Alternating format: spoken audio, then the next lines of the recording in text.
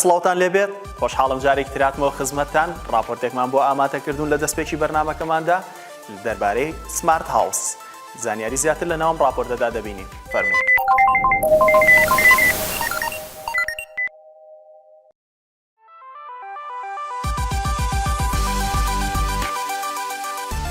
تەکنۆلۆژیای ماڵی زیرەک. تەکنۆلۆژیای ماڵی زیرەک یاخود بە خۆکارکردنی ماڵەکان بنیادنانی ماڵێکی زیرەکە کە تیایدا خۆکارانە کۆنتڕۆڵی ڕووناکی و پلەی گەرمی و سیستەمەکانی بینین و بیستن و سیستەمەکانی چاودێری و چەندین کەلوپەلی دیکە دەکرێت. پێویستە جێگایەکی سەرەکی هەبێت بۆ کۆنتڕۆڵکردنی هەموو ئامێرەکان لە یەک جێگاوە. دەکرێت شاشەی تایبەت بەم کارە لەناو ماڵەکەدا هەبێت. دەشکرێت کارەکە لە ڕێگای پرۆگرامی کۆمپیوتەر و ئەپلیکیشنی موبایلەوە بێت یان تەنانەت لە ڕێگای هەژمارێک لەسەر وێب یاخود ئینتەرنێت. وەک ئاشکرایە ماڵی زیرەک پشت بە نێتۆرک دەبەستێت و بە شێوەیەکی گشتی سوود لە پرۆتۆکۆڵەکانی زیگبی، زیوەیف، KNX و هەروەها تۆڕی ئینتەرنێت دەبینێت. دەتوانین بڵێین هەیکەلەکەی ئەم تۆڕانە بە شێوەیەکی کلاینت سێرڤەرە و تەواوی کارەکانی نێو تۆڕەکە ئەبێت لەو چوارچێوەیەدا بێت. لە ئێستادا کۆمەڵی کۆمپانیای زۆر پێشبڕکێیانە لەم بوارەدا و بەهای بازاری خۆکارکردنی ماڵەکان لە ساڵی 2013دا 5.77 میلیارد دلار بوو. پێشبینی دەکرێت ساڵی داهاتوو ئەم بەهایە بگاتە 12.81 میلیارد دلار. بەربڕاوترین کێشەی ئەم پرۆسەیە پرسی ئاسایش و سەلامەتی ئامێرەکۆن و هەرزانەکان ڕادەوەستن لە پێگەیشتنی ئەپدەیت و زۆر جارکەلێنی ئاسایشتیاندا بەری دەکرێت کە دەکرێت ڕێخۆشکەر بێت بۆ هاکردنیان.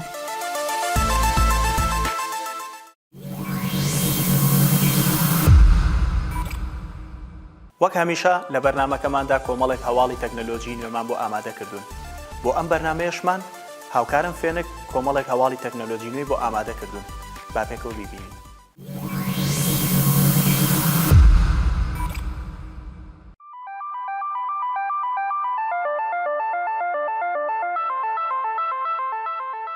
سامسۆنگ موبایلی گالاکسی A8 بە کامێرای سوراوە و ڕوونمای بێسنوورەوە نمایش کرد.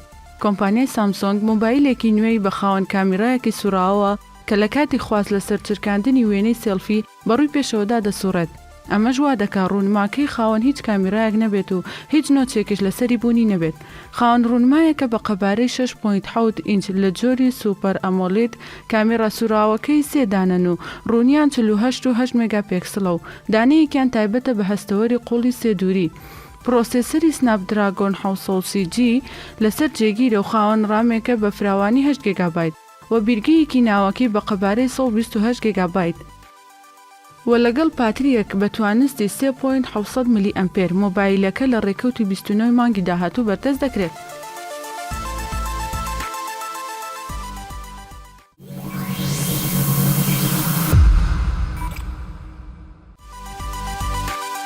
سناپچات دەیهەوێت بەکارهێنەرانی ئەندرۆید ئاشت بکاتەوە و ئەپەکەی خێراتر دەکات.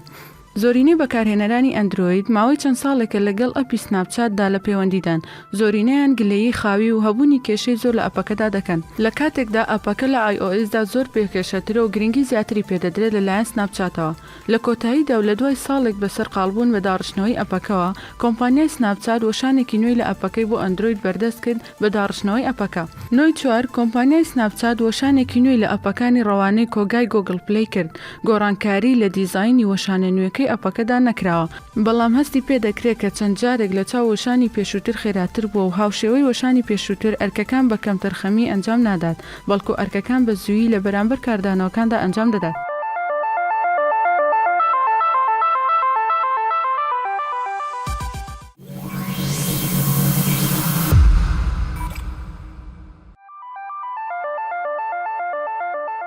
مۆبایلی ئایفۆن 11 سیستەمی هەستکردنی بۆن لە خۆی دەگرێت. بە گوێرەی ڕۆژنامەی زەسەنی بەریتانی پێشبینی دەکرێت کۆمپانیای ئەپڵی ئەمریکی دەست بە بەرهەمهێنانی ئایفۆن 11 بکات، بەڵام جیاواز لە شێوازەکانی دیکەی بە جۆرێک سیستەمێکی تایبەت بە هەستی بۆنکردنی لەگەڵدا دەبێت کە لە ڕێگەیەوە بەرهەمە پیترۆکیمیاییەکان لە کەشوهەوادا هەن و هەروەها بۆنی دیکەی تایبەت بە مرۆڤ ئاشکرا بکات. چاوەڕێژ دەکرێت لە کۆتاییەکانی ئەم ساڵ ئەم جۆرە مۆبایلە بخرێتە بازاڕەکانەوە. هەر بە گوێرەی ڕۆژنامەکە کۆمپانیای ئایفۆن چۆنیەتی دروستکردنی خستووەتە ڕوو و تەنها ماوە پەسەند بکرێت. سەبارەت بە نرخەکەشی پێشبینی دەکرێت بەهۆی ئەو ڕەخنانەی کە پێشتر ڕوبەڕووی کۆمپانیا ئەمریکیەکە بووەتەوە سەبارەت بە گرانی نرخەکانی ئایفۆن 11 هەرزانتر بێت لە ئایفۆنەکانی دیکە.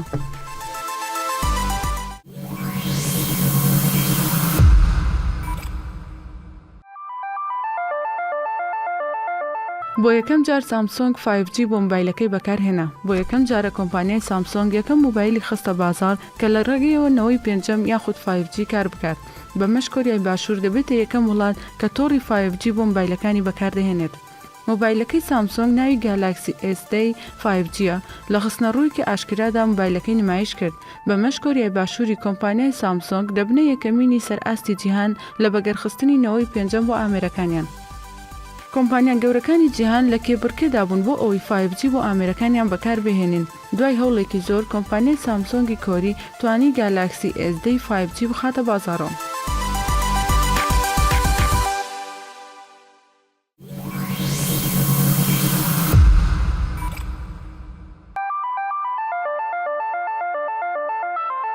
یاری پۆبجی لە نیپال بلۆک کرا و عێراقیش پرۆژە یاسایەک بۆ قەدەغیکردنی یاری ئەلیکترۆنیەکان ئامادە دەکات. بە فەرمی لە نیپال یاری ناسرا بە پۆبجی بلۆک کرا. لایەنێکی فەرمی وڵاتەکە هۆکارەکەی بۆ ئەوە گەڕاندەوە کە ناوەڕۆکە تونتوتیشەکەی کاریگەری نەرێنی لەسەر منداڵان هەبووە. دوابەدوای داواکاری فەرمانگەی لێکۆڵینەوەی فیدراڵی سنادیب ئەدیکاری هەموو کۆمپانیەکانی دابینکردنی ئینتەرنێتی ئەم وڵاتەی ئاگادار کردوێتەوە بە بلۆککردنی یاری ناوبراو. هەروەها سەرۆکی لیژنەی ڕۆشنبیری و ڕاگەیاندن لە ئەنجومەنی نوێنەرانی عێراق ڕایگەیاند پرۆژە یاسایەکیان بۆ قەدەغیکردنی یاری ئەلیکترۆنیەکان پێشکەش کردووە بە سەرۆکایەتی ئەنجومەنی نوێنەران. ئاماژەی بەوەش کرد کە ئەو یاریانە هەڕەشە لە ئاشتەوایی کۆمەڵایەتی و ئەخلاقی دەکەن. شایانی وەبیرهێنانەوەیە یاری پۆبجی لەلایەن کۆمپانیای بلوهۆڵی کۆریای باشوور بەرهەم هاتووە کە یاریەکی جەنگیە و لە ڕێگەی فڕۆکەوە بە سەدان یاریکەری سەرهێڵ بەردەدرێنە سەر دوورگەیەک و هەر یەکەو هەوڵ دەدات ئەوی تر لەناو ببات.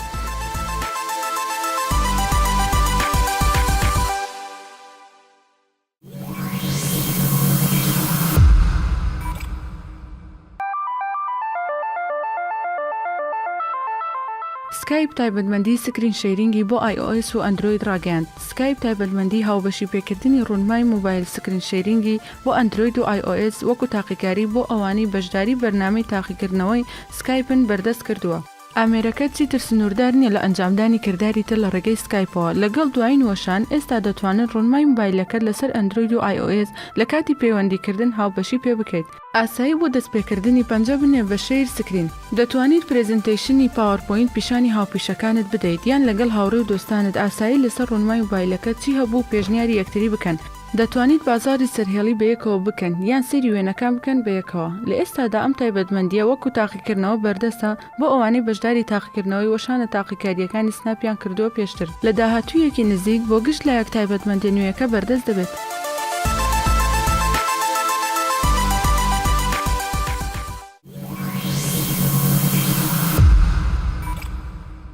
بینەرانی عزیز لەگەڵتان بەردەوامین. باز لە بابەتێک دەکەین ئەویش ئینتەرنێت ئۆف سینک واتە کورتکراوەی IoT. بۆ ئەم بابەتە میوانداری مامۆسا ئاودێر ئەحمەد دەکەین ماستەر لە بواری نێتۆرک و مامۆسای زانکۆ. مامۆسا ئاودێر بەخێربێ. ئەم کاتی ئێوەش باش زۆر سپاس بۆ تۆ. مامۆسا بە شێوازێکی گشتی ئەگەر بە کورتی باسی IoT-مان بۆ بکەی. IoT وەک جەنابەت ئاماژت پیاکە کورتکراوەی وشەی ئینتەرنێت ئۆف تینگسە واتە ئینتەرنێتی شتەکان. واتە ئێمە لە ڕێگەی ئەم تەکنیکەوە ئەتوانرێت بۆ نمونە ئامێرەکانی ناوماڵ ئامێرەکانی نەخۆشخانەکان پەیوەست بکرێن واتە بەیەکەوە بسترێن و لە ڕێگەی ئینتەرنێتەوە کاری پێ بکرێت. سود و زیانەکانی ئەم سیستەمە چییە؟ لە ڕاستیە IoT ئەتوانین بڵین بوارێکی زۆر زۆر گەورەیە. ئەگەر ئێمە باسی سوودەکانی بکەین بۆ نمونە گەڕانەوەی کاتێکی زۆر زۆر ئەگەڕێتەوە بۆ باڵێن بۆ دامەزراوەکان لەسەر ئاستی ماڵە ئەمە وەکو کات بواری شترمان بواری سکیوریتیە ئێمە ئەتوانین لە ڕووی سکیوریتیەوە سوودێکی زۆر لە IoT بینین. هەروەها لە ڕووی تێچوونەوە ئەتوانین چەندەها کاری ڕۆژانە هەیە کە لەوانەیە بەبێ بەکارهێنانی ئەم تەکنیکە تێچوونێکی زۆری هەبێ بەڵام لە ڕێگەی ئەم تەکنیکەوە تێچووشی زۆر بۆ ئێمە بگەڕێتەوە. بەڵێ ئەو ئامێرانە چین کە بتوانین لەگەڵ ئەم سیستەمەدا کاری پێ بکەین؟ بەڵێ ئێمە لە ڕاستیە ئەتوانین بڵین سەرجەم ئەو ئامێرانەی کە بە شێوەیەک لە شێوەکان بە ئامێری تەکنەلۆجی یان بە شێوەیەکی تر بڵین کە ئەتوانن ئەم ئامێرانە IP وەرگرن چونکە خۆتان ئەزانن هەر ئامێرێک ئەگەر IP وەرگرت ئەتوانێ پەیوەست بکرێت بە ئینتەرنێتەوە ئەتوانین بڵین سەرجەم ئەو ئامێرانی کە ئەتوانێت IP وەرگێ IP لەسەردامرێ ئەتوانێت ڕەبط بکرێت بە ئینتەرنێت و ئاتر لە سیستمی IoT کار بکە. ئەتوانین ئەم سیستەمە ببەسینەوە بە مۆبایل واتە تێلیکۆمۆنیکیشن بەڵێ ئێمە بە دڵنیاییەوە بەڵێ ئێمە بە دڵنیاییەوە بەشێکی گەورەی IoT مۆبایلە باڵین سمارتفۆنەکانە چەندەها بە سەدان ئەپلیکیشن هەیە توانێت ئەپلیکیشنەکانیش دروست بکرێ ئەو ئامێرانی کە ئێمە باسمان کرد وەنمونە ئەگەر باسی ئامێرەکانی ناوماڵ بکەین تۆ توانی ئەم ئامێرانەی ناوماڵ لە ڕێگەی هەستیارەکانەوە یا سنسەرەوە دواتریش بە ڕێگەی ئینتەرنێت ئەتوان ئەمانە هەمووی ڕەبت بکرێ و لە ئەپلیکیشنی مۆبایلەکەماندا ئەتوانین کۆنتترۆلی ئەم ئامێرانی پێ بکەین چ سوودێکێ بێ بۆ بەکارێنەر IoT بەڵێ ئێمە IoT لە ڕاستیە بۆ گوتم بوارێکی زۆر گەورەیە ئەمە ئەگەر بین پۆلینی با بڵێن بەکارهێنەر بکەین بەکارهێنەر شێوازەکانی جیاوازە بۆ نمونە ئەگەر باسی نەخۆشخانەکان بکەین یان بواری با بڵێن تەندروستی کە لە ڕاستیە لە ڕۆژگاری ئەمڕۆیە IoT ڕۆڵێکی زۆر گەورەی هەیە گەر وەک نمونە بێنینەوە ئێستا ئەبینین زۆربەی لە وڵاتان لە وڵاتی ئێمە با بڵێن زۆر نەخۆشمان هەیە ناتوانێت هەمیشە سەردانی نەخۆشخانەکان بکە با بڵێن هەم لە ڕووی تێچوونەوە هەم لە ڕووی کاتەوە یان لەوانەیە کەسێک نەبێت بت هاوکاری بەردەوام لەگەڵ ئەم کەسە نەخۆشیانیان بە تەبێتەوەی نەخۆشی درێژخایانیان هەیە بۆیە ئەکرێ وەیەک لە با بڵێن سوودەکانی IoT بۆ ئەم نەخۆشانە ئەتوانرێ ئەم نەخۆشانە لە ماڵەکانی خۆیانەوە با بڵێن کەیسەکانیان بۆ نمونە یان تەندروستی ڕۆژانیان بەڵێ لە ڕێگەی IoT و پێوەست بێتەوە بە پزیشکەکەیانەوە ئەگەر حاڵەتێکی نەخوازارێ حاڵەتێکی کتوپڕی هەبوو ئەتوانرێ بەهانای ئەم نەخۆشەوە بکەویت یان با بڵێن چالاکی ڕۆژانی ئەم نەخۆشە ئەتوانێت تۆمار بکرێ و ڕاستەوخۆ بنرێنرێ بۆ پزیشکەکە یان بۆ ئەو نەخۆشخانەی کە چارەسەری لەوەرەگرێت. بەڵێ ئێستا ڕۆڵی تەکنەلۆژیا لە پێشکەوتندایە ئەوەی مەبەستمە بیزانم تا چەند گرنگە لە کوردستاندا بایەخ بن بە ئەم بوارە بۆ ئەوەی کە من بتوانم کۆنتترۆلی کاروبارەکانی ڕۆژانەی خۆم بکەم لە چه ئاستێکدایە لە کوردستان؟ بەڵێ خۆشبەختانە لە هەرێمی کوردستان ئەتوانین بڵێن سەرەتاکانی بەکارهێنانی IoT دەستی پێکردووە بۆ نمونە دەستەواژەیەک هەیە زۆر جار سەیرەکەی کە باسی IoT-ەکەن یەکسەر بڵێن سمارت هاوس یان سمارت هۆم لە ڕاستیە توانین بڵین سمارت هاوس یا سمارت هۆم لە ڕاستیە بەشێکی زۆر بچووکی IoT-ە بەڵام لەگەڵ ئەوەشدا ئەبینین ئێستا لە کوردستان لە هەندێک لە ماڵەکانە با بڵین ئەم تەکنیکە بەرجەستە کراوە و هەندێک لە هاوڵاتیان بەکارێنن بۆ ئەوەی بتوان کۆنتترۆلی کاڵاکانی ناوماڵیان بکەن ئەمە وەکو با بڵین وەکو سەرەتایەک لە بواری گەورەتر ئەگەر لە کوردستانە من وەک خۆم IoT بە دوو بواری زۆر گرنگ یا سەرەکی ئەبینم کە لە کوردستانە کە بەڕاستی ئیتر وەکو حکومەت وەکو کەرتی تایبەت پێویستە ئیتر هەنگاوی گەورە بنێن ئەویش لە بواری کشت و کاڵ کە ئەمە با بڵین ئەتوانین بڵین وەکو نیمچە شۆڕشێکی زۆر باش لە بواری با بڵین کشت و کاڵ لە وڵاتی ئێماکە و هەروها لە بواری تەندروستی ئەتوانم من بە بۆچوونی خۆم ئەم دوو بوارە زۆر بە پێویست بزانم کە هەندێک لە بەکارهێنانەکانی بۆ بکرێ کە لە ڕێگەی IoT-ەوە لە ئێستادا لە کوردستان لەم دوو بوارەیە لە چه ئاستێکدایە؟ من وەکو خۆم ئەوەی کە زانیاریم هەبێ با بڵین هیچ بەکارهێنانێکی وام نەبینیوە کە لایەتە لە کوردستان کرابێ بەڵام وەکو وتم زۆر گرنگە کە لە داهاتوە ئێمە ئەم تەکنیکە ئەم تەکنۆلۆژیایە بەکاربێنین لەو دوو بوارە بەتایبەتی. مەبەست لەم سیستمە تەنها بۆ کۆنتترۆلکردنی کاروبارەکانی ڕۆژانەیە یاخود هەدەفی گەورەتریشی؟ بەڵێ ئامانجی زۆر گەورەی هەیە من بۆیە باسی بۆ نمونە بواری کشت و کاڵم کرد بواری کشت و کاڵ ئێمە ئەزانین بۆ نمونە زۆر لە باڵین بەشی کشت و کاڵیمان هەیە پێویستی بە ئاودانە جاری وا هەیە پلەی گەرمی ئەم جێگەیە بەرزە بێتەوە پلەی گەرمی دائەبەزێت لە ڕاستیە جوتیارێک یا چەند جوتیارێک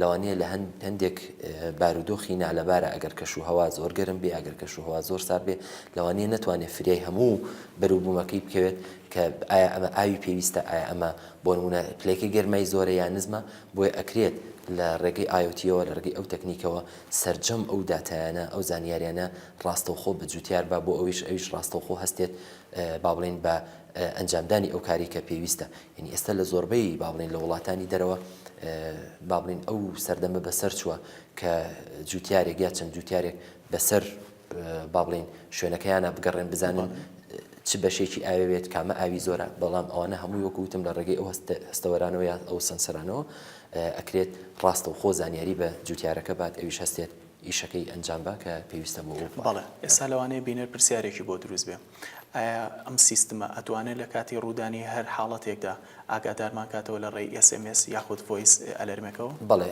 لە ڕاستی کە وەکوتم کە باسی ئاوتێکین کە بواریشی زۆر گەورەیە با بڵێن بگرێنەک هەر SMS و با بڵێن ینی بە SMS ئاگادارمان کاتەوە بگرێ ئێستا زۆر بواری با بڵێن ڕۆبۆتیشیش دروست کراوە هەر کە پێویست کراوە بایەتیەوە لەوانەیە هەندێک جار هەر پێویست بە با بڵێن بە مرۆڤ خۆی نەکا ڕاستەوخۆ لە جێی ئەم مرۆڤە ڕۆبۆتێک ئەگەر لە هەچ کاتێک هەیە مەسەن درەنگانی شوێکە بێ کاتێک بێ کە ئەو شوێنە ئەو دەستگای چۆڵە ڕاستەوخۆ ئەتوانێت بەو کارە هەستێ.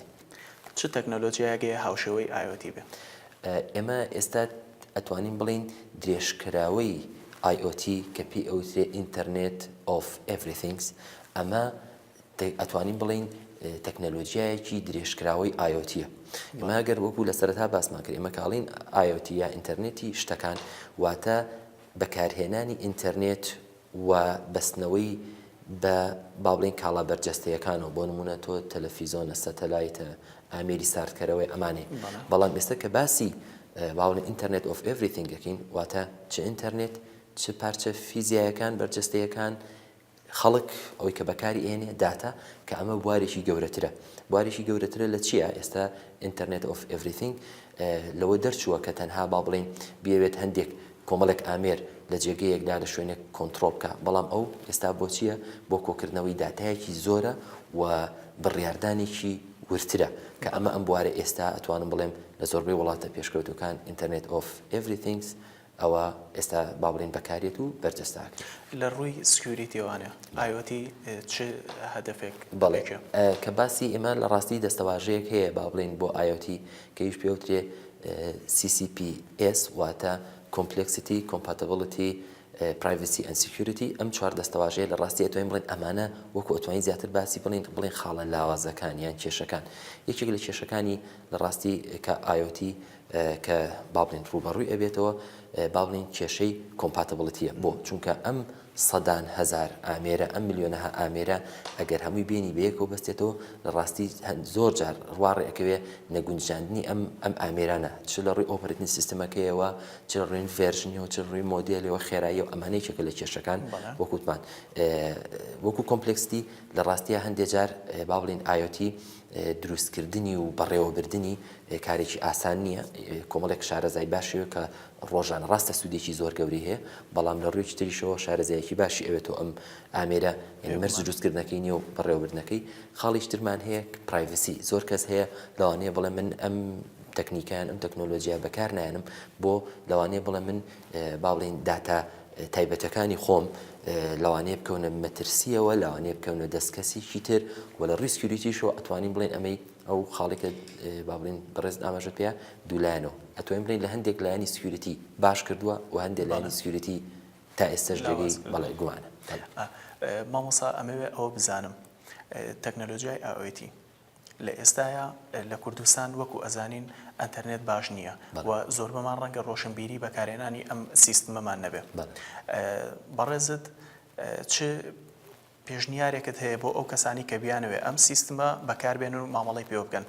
بەڵێ پێشنیارەکە بۆ نمونە ئەگەر من لەسەر ئاستی کەسێک یا ئەگەر لەسەر ئاستی کۆمپانیایەک ویستم ئەم تەکنۆلۆژیایە با بڵێن بۆ ماڵەکەم یان بۆ کارگەکەم بەکاربێنم ڕاستی پێش ئەوە ببییر لۆ بکەیتەوە تۆ ئینتەرنێتێکی باشیان با بڵێن متمانە کراو با بڵێن ئەوکەی جێی متمانە بێت با بڵێن هێڵێک نەبێت زوو بچڕێ زوو خاو بێتەوە ئەمە یەکێک لە با بڵێن ئەبێ کە من ئەو جۆرە ئینتەرنێتە هەڵبژێرم کە بزانم گونجاوە زۆرترین ناتوانین بڵێن 24 کاژێر ینی با بڵێن بەردەستە بەڵام بەڵێ ئەوە یەکێک لە دوو وەک ئاماژەت پێکرد با بڵێن ئاستی هۆشیاری ئەو کەسانی کە ئەو خەڵکی کە بەڵێ سیستەمە بەکارێنن لە ڕاستیە زۆر گرنگە مەسەڵەن بۆ نمونە تۆ مۆبایلەکەت یا کۆمپیوتەرەکەت یان ئەمریکان بە شێوەیەکی گشتی ئەبێ هەمیشە هەوڵی ئەوە بیت بۆ نمونە لە ڕووی ڤایرۆس و یان هەندێک کێشە هەیە کە بۆ ئەو سیستەمەی دروستەکە ئەبێ زۆر بەوریایە و مامەڵی لەگەڵ بکەیت ینی هەندێک جار هەیە مار خۆمان مەسەڵەن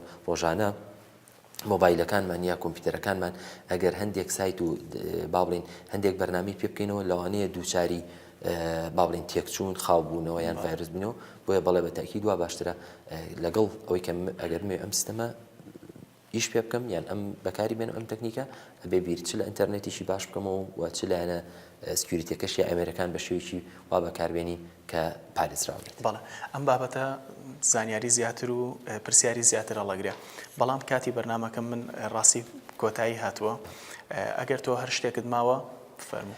من سواسانەکەم جاریشتر هیوادارین یعنی ئەم تەکنیکە ئەم تەکنۆلۆژیە زیاتر لە هەرێمی کوردستان بەکاربێت. ئێستا یەک بابەتی تر هەیە ئاماژەی بکەم ئەگەر بکرێت ینی ئێوە وەکو SPUHD ئەم بابەتە بروژێنن کە ئەویش ناوی ئینتەرنێت بەڵێ ئینتەرنێت ئۆف ترەست لە ڕاستیە ئەمە بابەتێکی زۆر تازەیە ئینتەرنێت ئۆف ترەست واتە من وەکو تاچێک ئەگەر شارەزایی زۆریشم لە کۆمپیوتەر و بواری تەکنۆلۆژیانە بێ ئایا چەند دڵنیا بکەنەوە کە من ڕۆژانە سوۆشیال میدیا بۆ نمونە ئینتەرنێت بەکارن چەند من دڵنیام لەلایەن با بڵێن چ لایەنی حکومی بێت چ کردی تایبەت بێت کە من ئەم داتایانم پارێزراوە کە ئەو بابەتە ئەکرێ قسەی زۆر لەسەر کرد و بابەتێکی زۆر تازە لە بەرنامەکانی داهاتوودا ئینشاءڵڵا کاری لەسەرەکەین بێگومان. سپاس بۆ ئامادەبوونت، سپاس بۆ دەرفەتەی کە بە ئێمەت بەخشی.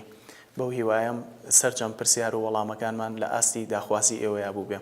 تا بەرنامەیەکی تر بەخواتان ئەسپێرم.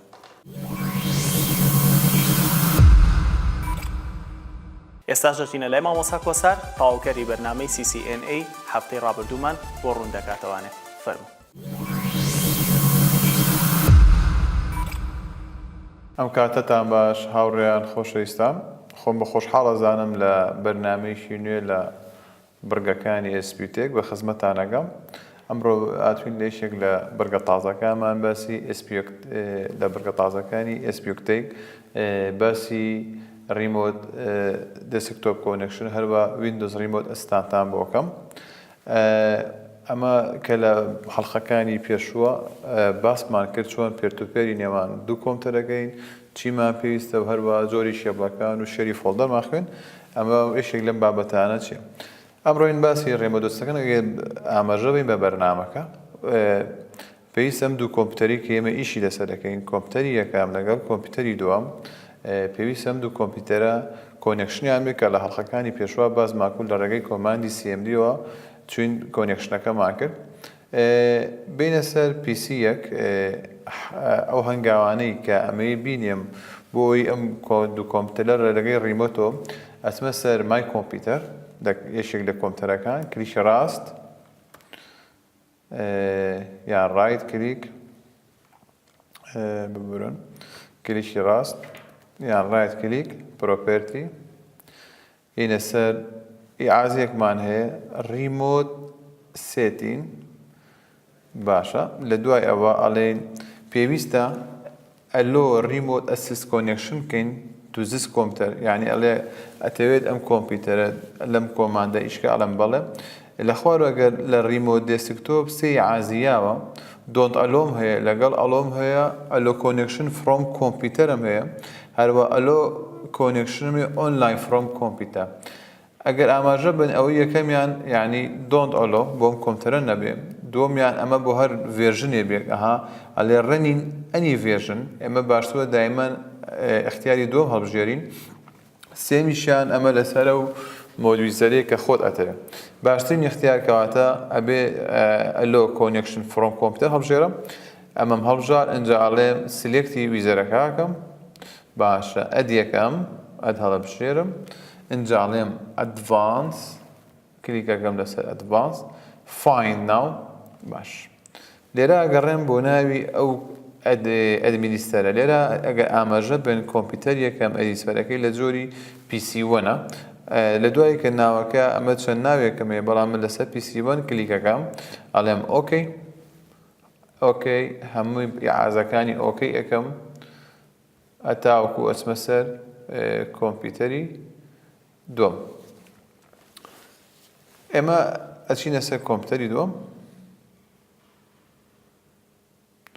ئەچینە کۆمپیوتەری دووەم لە کۆمپیوتەری دووەم ئەچینە سەر ستارت لە سێرچەکەیان نووسین ریمۆت دێسکتۆپ کۆنێکشن کلیکەکەم لەسەری ئەگەر ئاماژە بی سێری کە خوێندکاری عزیز خوێندکاری خۆشەویست لێرە پێتەڵێ ئەو کۆمپیوتەری کە ئەتێ داخڵی کە بێ لێرە بینووسم ئەنووسم PC1 ئەم کۆمپیوتەری من تیان PC2 ویزەرنێمەکەی ناوی کۆسارە کۆمپیوتەرەکە ناوێ باشە لێرە ئاڵێم کۆنێکشنم بۆ کە بە کۆمپیوتەری دو سەریکە خوێندکاری ئازیز ئەگە دیخە بە بەرنامەکە بی لەسەر پرۆگرامەکە ئەنووسێ پازۆری کۆمپیوتەری یەکەمم پێ بڵێ چونکە ئەمە ئێستا دەنیام پیسی دوو ئەمە دوو پیسی مێ پیسی یەک پیسی دوو ئەمێ لە ڕێگەی پیسی دوو بچمە ناو پیسی یەکەوە ئەڵام بەڵام مەرجە لێرە پازۆری کۆمپیوتەری یەکەم یاخۆ پیسی یەکەم زانی ئەڵێم ئۆکەی ئەڵێم یەس ئەگەر ئاماژە بین ئێستا چوونە ناو کۆمپیوتەری یەکەمەوە لەگەڵ لە ڕێگەی کۆمپیوتەری دووەمەوە ئەگەر لێرەس ئاماژە بی سێریکە خوێندکاران خۆشەویستەکان گەسی چوارچێوەکەکەین ئەمەیان کۆمپیوتەری دووەمە ئەمەی ئێرایان کۆمپیوتەری یەکەمە ئەتوانم مەسەلەن گۆڕانکاری لە یەشێ لە شتەکان یەکەم یان لە ڕەسمێک یان لە فۆڵدەرێک ئێستایم لێرەوە فۆڵدەرێک دروستەکەم ئەڵێم نیو فۆڵدەر باشە ناوێنێم SPU SD بە نای کەناڵەکەەوە نایێنم بەڵام من لە ئێستا لەکوام لە کۆمپیوتەرێکەوە هاتوومەتە ناو کۆمپیوتەری دووەم هاتووم ئەم کۆماندە دروست کردوم تۆ ئەمە ڕێگەت پێە هەرچی شتێ بکەی لە ناو کۆمپیوتەری یەکەمە هەرچی شتێکت بێت توانین دەستکاریکە یان شتێ زیاکە یان شتێ بسڕیتەوە ئێستا من لێرە بۆ نمونە هاتم ئەمەم زیا کرد باشە ئەڵەم دەرەچم لە کۆمپیوتەری دووەم یەم دەرەچم یا ئازیەمێ ئەڵێ تێوێ دەرچی ئەڵەم بەڵێ دەرەچم ئەچمە ناو کۆمپیوتەری یەکەم پازۆر دەکەی دێم پازۆر دەکەین تەرەکەم سەریکە ئەم فۆڵدەرەم بۆ دروست بووە لە ناوی SPUSD ئەم فۆڵدەرە تازەیە من لە پێشووترە ئەم فۆڵدەرەم نەبوو ئەمە هەرچی شتێکیشی بێ لە ڕێگەی کۆمپیوتەری دووەم کاتە ناو کۆمپیوتەرێکەکەمەوە تێ دەستکاری فۆڵدەرێ بکەی یان بێتە ناو مای کۆمپیوتەرەوە لە لاو نۆکاڵ دیسکەکانە دەستکاریکەی پیکچەرە مۆسیق هەرچی شتێک دەیە تۆ توانی ئەمە چی لێ بکەی کۆپیکەی خوێندکاری ئازیز سوودی ئەم بەرنامەیە چییە؟ مەسەلەن تۆ پێویستت بە کۆماندێکە سیدیت نییە فلاشت پێ نییە هەرچی شتێک ئەتوانین لە ڕێگەی پێر-تو-پێر کۆنیکشنەوە کە ئەم جۆرەمانە پێوتێ ریمۆت ئەسیستان کۆنێکشن لە ڕێگەی ئەمەوە هەموو فۆڵدەرەکانی ناو کۆمپیوتەرەکە بەری بۆ کۆمپیوتەرەکانی تر هەر لە چوارچێوەی ئەم بەرنامەیەدا بڕگەیشی کەم هەیە ئەویش ویندۆز ریمۆت ئەستان کۆنێکشنە کە جیاوازە لەگەڵ ئەمەیە ئەمیش خەتاواتەکانی ئەتوانم ریمۆت ئەستان کۆنێکشن کەم یاخۆ لە ڕێگەی ویندۆزەوە ئیشەکانم کەم کە کۆماندەکانی جیاوازە ئەمیان چۆنە ئەڵێم لەسەر ستار لێشێ لە کۆمپیوتەری یەکەم یاخود کۆمپیوتەری دووەم ئاساییە ئەڵێم کۆماندێکم هەیە پێوتێ ویندۆز ریمۆت ئەسیستان خوێندکاری ئازیز خوێندکاری خۆشەویست جیاوازی ویندۆز ریمۆت ئەسیستان لەگەڵ ریمۆت دەسکتۆپ کۆنێکشن چییە؟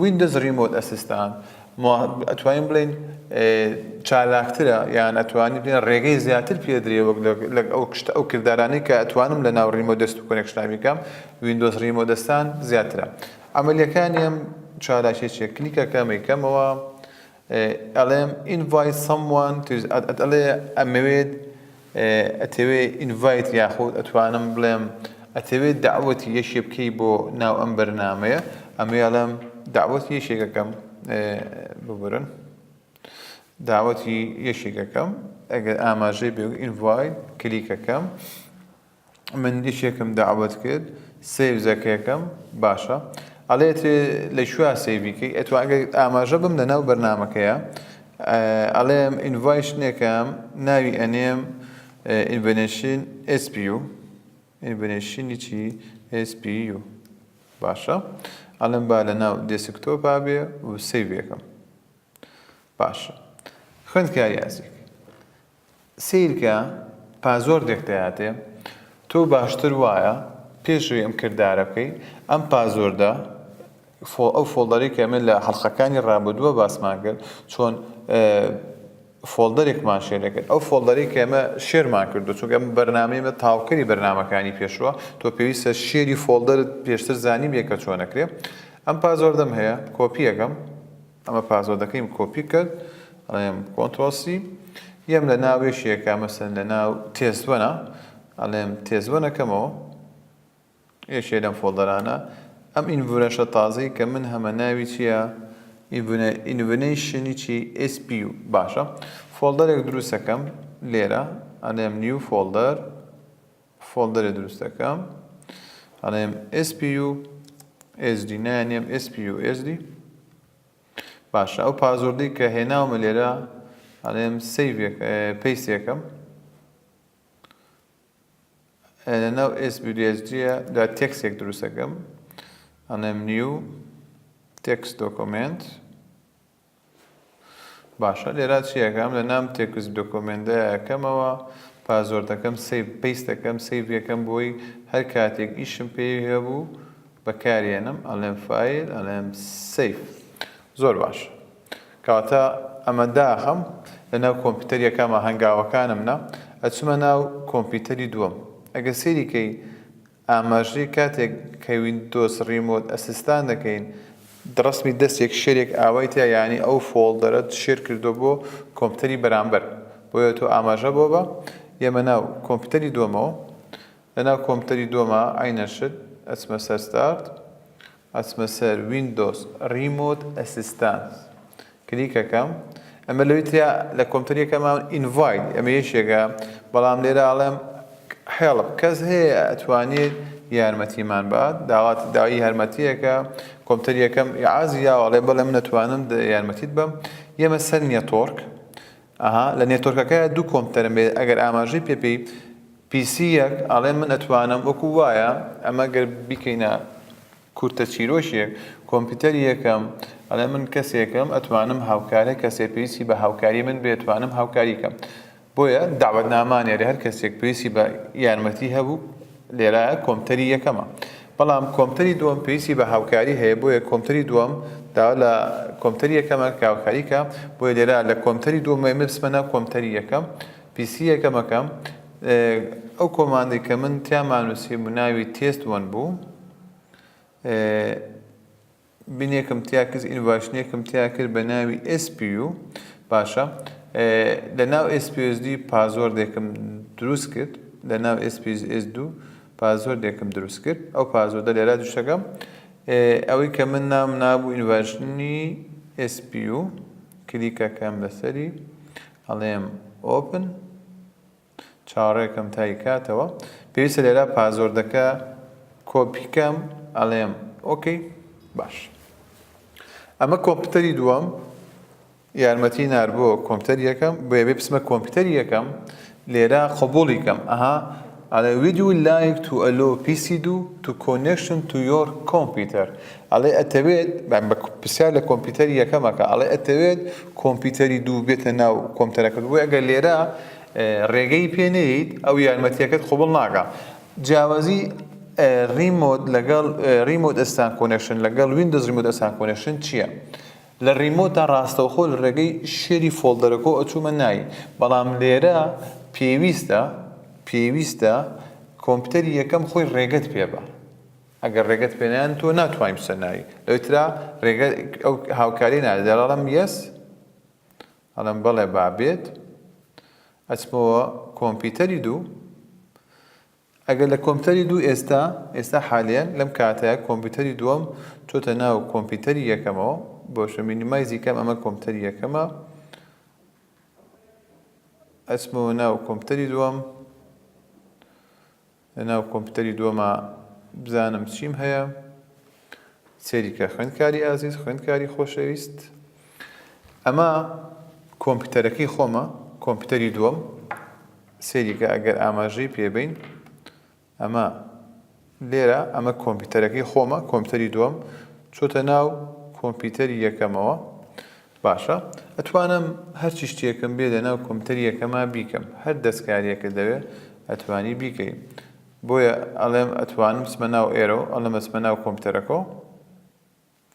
باش، ئەتەیە چی بکەین؟ ئێستا ئەم ڕسمە لە کۆمپیوتەری یەکەمایە، کۆپیەکەم ئەیخەمە بزانم ئەتوانم ئازمایەتی ئەتوانم دەستکاری یەک شت بکەم، ئەبێت هەرچیکە ئەتوانم چاتی لەگەڵا بکەم، مەسەلەن شتێ بکەم، هەرچی شتێکم بێت لێرە لە ڕێگەی کۆمپیوتەری دووەم وەچمە ناو کۆمپیوتەری یەکەمەوە. بۆیە هەر پێویستم بە هەر هاوکاریەکە بێ وەکو بەرنامەکە. کەواتە خوێندکارە ئازازیەکان خوێندکارە خۆشەویستەکان ئەمڕۆ لەم دوو بڕگەیەتە ئاماژەم بە دوو شت کرد ئەویش یەکەمیان ریمۆت ئەسیستان کۆنێکشن بوو هەروە ڕێگەی دووەم پێوترێ ویندۆز ریمۆت ئەسیستانس جیاوازی چێ لە نێوان ئەم دوو سەرتا لە ڕێگەی ئەگەر لە ڕێگەی ریمۆت دسکۆپ کۆنێکشنەوە بچم تەنها ئەو پێویستم بە شێری فۆڵدەرەکەی لە ڕێگەی شێری فۆڵدەرەکەەوە چوم بەڵام مەرجە پازۆری کۆمپیوتەریەکەم زانم بەڵام لە ڕێگەی ویندۆز ریمۆت ئەسیستانس پێویستە داوەتنامەیەکت بۆ بنێرێ لە کۆمپیوتەریەکەمەوە بۆی تا بچە ناو کۆمپیوتەری دۆمەوە تاوەکو کۆمپیوتەری دۆش یەکەمیش قبوڵی داوەتەکەی تۆ نەکە ناتوانانی بچە ناو کۆمپیوتەرەکەەوە هیوادارم توانی بێتم لەم بڕگەی نوێدا سوودێکم بە ئێوەی خۆشەویست گەیاندمێ ئینشاڵڵا لە بەرگەکانی داهاتووە دەستەکەین بە سەرەتای کۆنفیگریشنی راوتەر و بەردەوامە بین تا تەواوی کۆنفیگریشنی راوتەر و هەروەها کۆنفیگریشنی سویچین ئەخوێنین تا هەڵقەیەکی تر بەخواتان ئەسپێرم ڕێز و خۆشەویستیم قبوڵکەن کاتێکی خۆش سەرکەوتوو بن.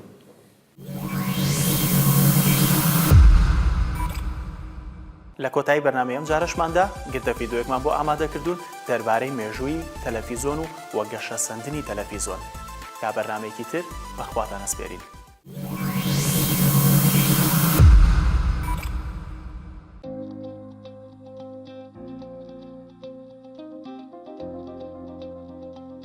In 100 years, the TV has taken many shapes and sizes.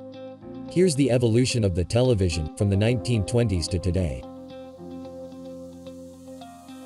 The 1920s gave us the mechanical television. The first model had a small display on the right and a huge cabinet. These first TVs were very simple in comparison to our technology today. They implemented peculiar shapes, such as the octagon television.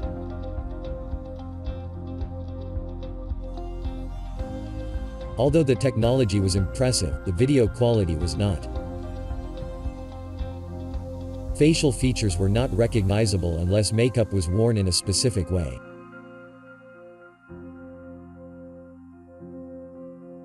In the 1930s, we saw more refined televisions, with better designs and resolution.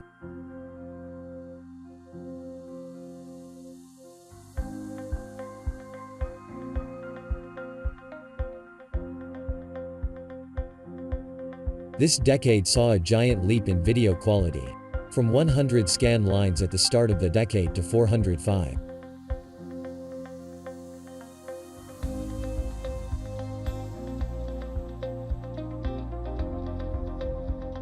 The 1940s brought us even higher resolutions, including the NTSC standard of 480 lines of resolution and better audio.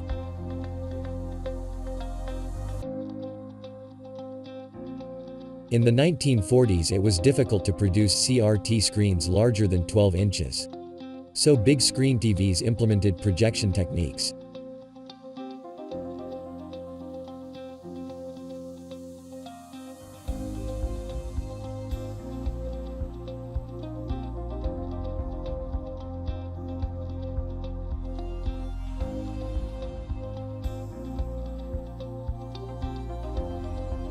The 1950s brought us the short-lived porthole televisions, but most importantly, it brought us the NTSC color standard.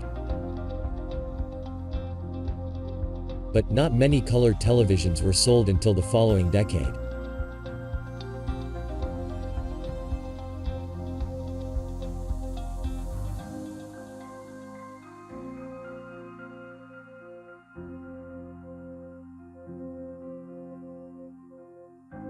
The sales of color TVs boomed in the 60s. They were now more affordable and the colors more vivid.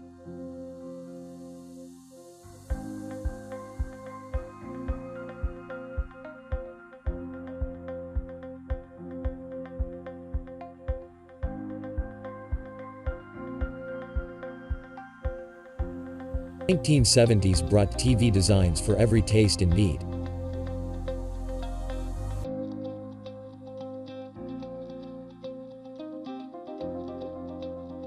There was the upgradable television with easily accessible circuit boards.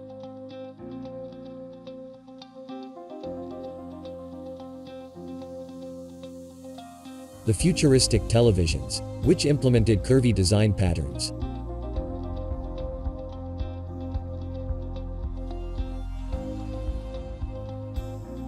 The colorful TVs that looked more like toys.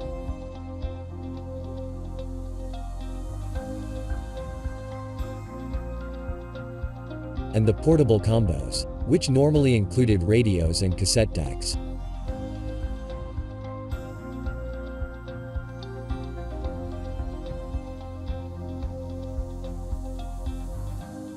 The 1980s was the end of the TV as furniture era. These were replaced with color projection TVs with larger screens and minimalist cabinets. The Space Command was one of those color projection TVs.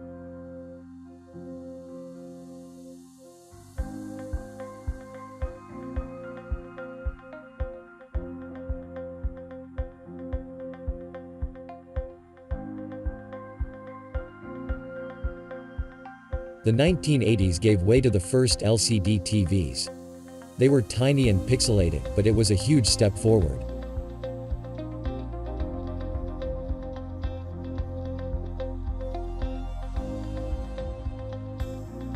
These portable TVs were a lot more affordable and included additional functions.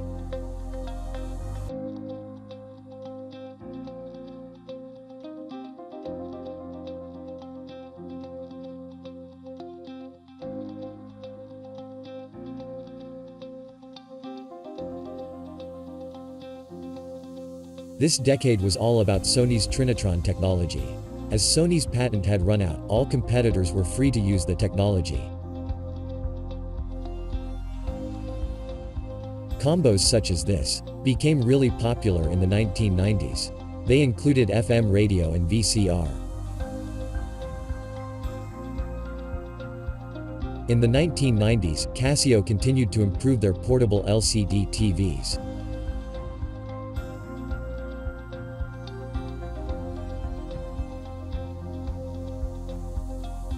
A preview of one of the biggest tech of the following decade was introduced at the end of the 1990s, the Flat HD TV, priced around $7,000. Throughout the 2000s, CRT TVs were still very popular, as they were inexpensive and could access HD channels using a converter box.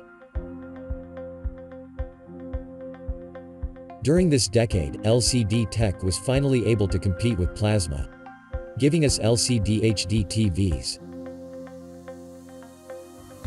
Then LED TVs arrived, which were superior to both. Whoa! Oh my! A few brands experimented with ambience lighting to make the TVs more immersive.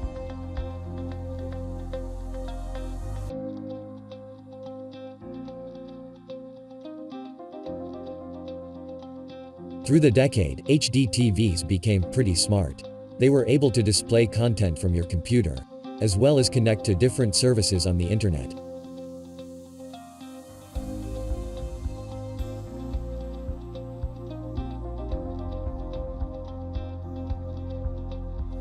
We started the 2010s with the best combination of tech money can buy: 4K, LED, and 3D, which all had just been introduced. Curved screens became the premium feature for a few years. It was meant to reduce glare and improve immersion by taking advantage of our peripheral vision.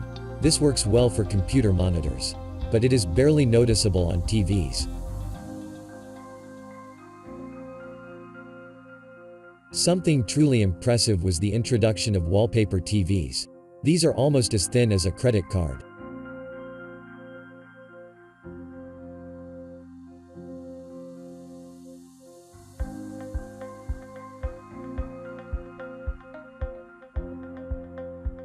The latest feature is ambient mode, which lets you match your TV to your decor.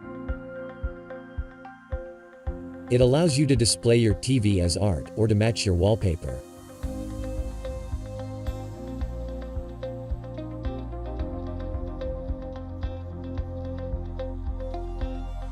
2020 promises many new technologies, such as the rollable TV. It is completely hidden when it's off, and when it's on, it grows to the size of the content or application. This is great for calendar and music apps, and avoids the black bars in extra-wide movies.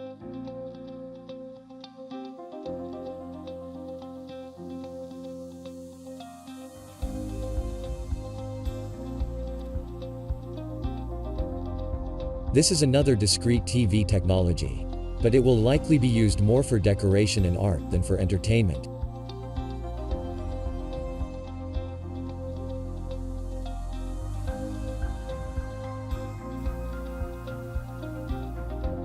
The double-sided TV will be great for gaming and for commercial applications.